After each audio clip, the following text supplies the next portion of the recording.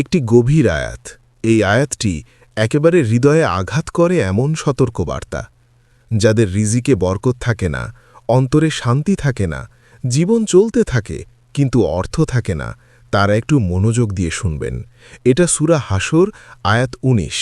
আল্লাহ সুবহানাহু ওয়া তাআলা ইরশাদ করেন, ولا تكونوا كالذين نسوا الله فأنساهم أنفسهم أولئك هم الفاسقون।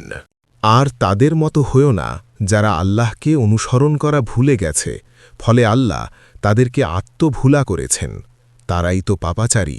সূরা হাসর আয়াত ১৯।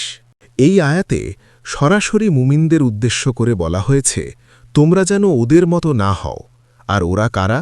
যারা আল্লাহকে ভুলে গেছে, অর্থাৎ আল্লাহকে পুরোপুরি অস্বীকারী কাফিরও হতে পারে, আবার নামাজ রোজা জানা সত্ত্বেও আল্লাহর হুকুমকে জীবনে গুরুত্ব না দেওয়া মানুষও হতে পারে।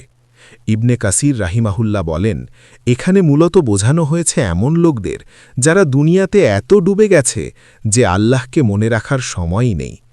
আল্লাহকে ভুলে যাওয়া মানে নামাজ আছে কিন্তু গুরুত্ব নেই, দোয়া আছে কিন্তু ভরসা নেই, হারাম হালাল জানা কিন্তু মানার চেষ্টা নেই।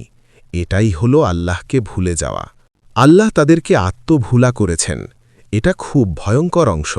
এর মানে আল্লাহ তাদের থেকে হিদায়েত তুলে নেন। তারা আর বুঝতেই পারে না আমি কে, কেন সৃষ্টি হয়েছি, আমার আসল ক্ষতি কোথায়। ফলে মানুষ নিজের গুনাহকে গুনাহ মনে করে না, আত্মশুদ্ধির চিন্তা হারিয়ে ফেলে, শুধু খাওয়া, কামানো, ভোগ, এতেই জীবন শেষ করে দেয়। এটাই আত্মভুলে যাওয়া। তারাই তো পাপাচারী।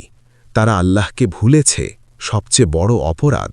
নিজের আত্মাকে ধ্বংস করেছে, তওবা, অনুশোচনা, সংশোধনের দরজাই বন্ধ করে দিয়েছে।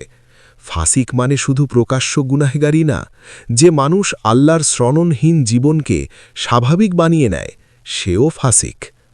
এই আয়াতে লুকানো বার্তা আছে। ১. যে আল্লাহকে মনে রাখে, আল্লাহ তাকে নিজের পরিচয় ভুলতে দেন না।